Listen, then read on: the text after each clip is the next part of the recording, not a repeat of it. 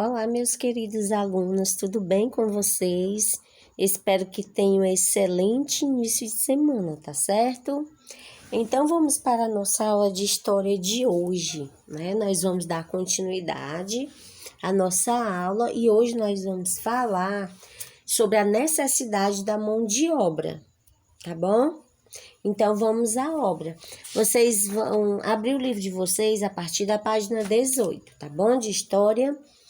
Então, ao chegar no Brasil, os portugueses, gente, eles encontraram os índios.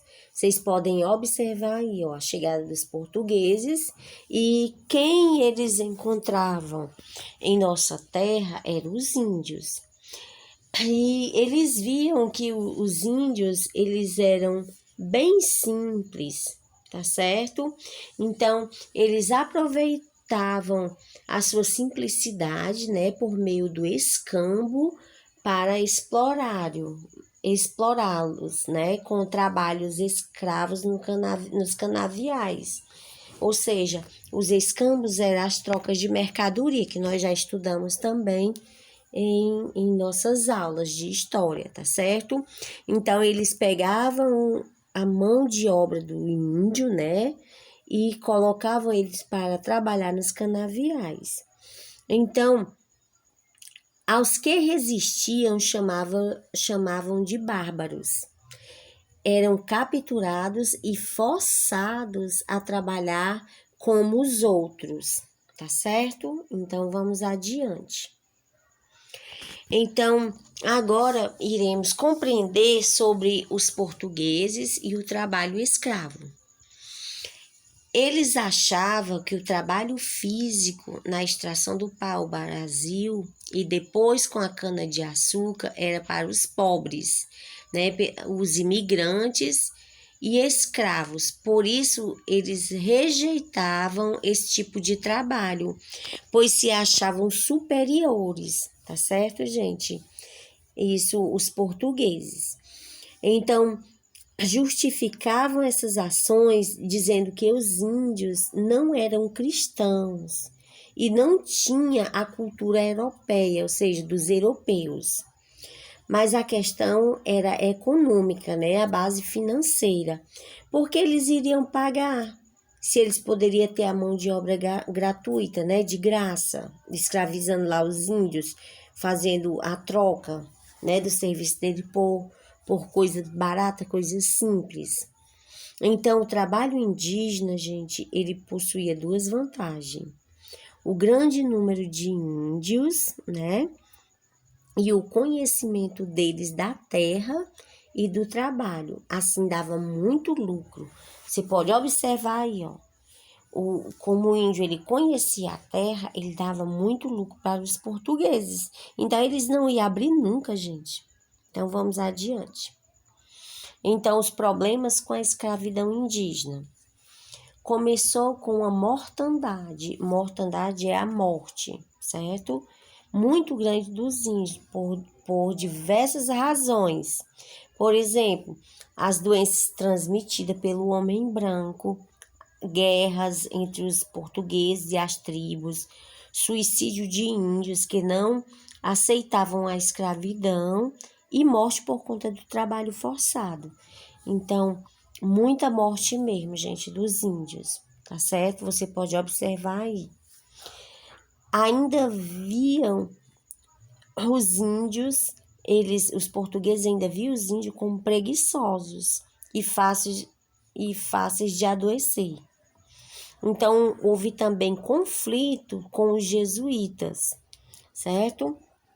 E que queriam catequizar os índios e só aceitavam a escravidão por motivos religiosos. Ainda assim, o trabalho escravo indígena foi muito utilizado, né? Eles precisavam muito desse trabalho. Então, vamos adiante. A escravidão dos africanos, ou seja, dos negros. Você pode acompanhar aí no seu livro, a partir da página 21. Então, o desenvolvimento dos engenhos açucareiros, gente, exigiu o aumento da mão de obra escrava. pois a situação com os índios se tornava muito complicada, né? Muito difícil mesmo. Dessa forma, a alternativa que foi que eles fizeram, a alternativa foram os africanos, né? Por certas razões. Então, tiveram que ter os africanos, os negros, para dar continuidade a esse trabalho. Então, os portugueses, eles dominavam o litoral do continente africano desde o século XV. A Igreja Católica não via problema na escravidão de africanos, considerava eles como hereges. Então, o que é que significa herege, gente? Hereges são aqueles que conhecem a fé cristã, mas não seguem. Então, a Igreja Católica tinha os negros como hereges. Então, os africanos, eles não conheciam o território brasileiro, por isso eles não fugiam, eles não fugiriam, né? Então, altos lucros que os africanos davam à Europa desde o século XV. Então, acredita-se que 4 milhões de escravos africanos, eles desembarcaram no Brasil ao longo do tempo da colonização. Nós já estudamos também sobre o período da colonização. Eles eram comprados a preços baixíssimos e vendidos por um preço exorbitante, um preço muito alto. Então, havia 3 tipos de escravos, né? Os domésticos, né? Nós podemos observar na página 22 do livro de vocês. Os escravos domésticos, gente, eram aqueles que faziam o serviço na casa do senhor, do senhor, né? Lá dos donos, certo?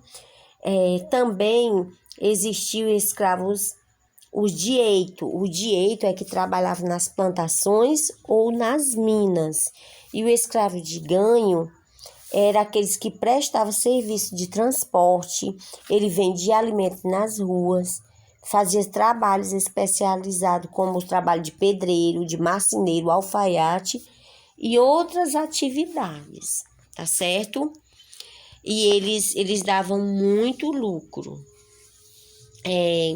Então, esses eram duramente castigados, né? Se não agradasse os seus senhores, se os trabalhos deles não agradassem, tá certo?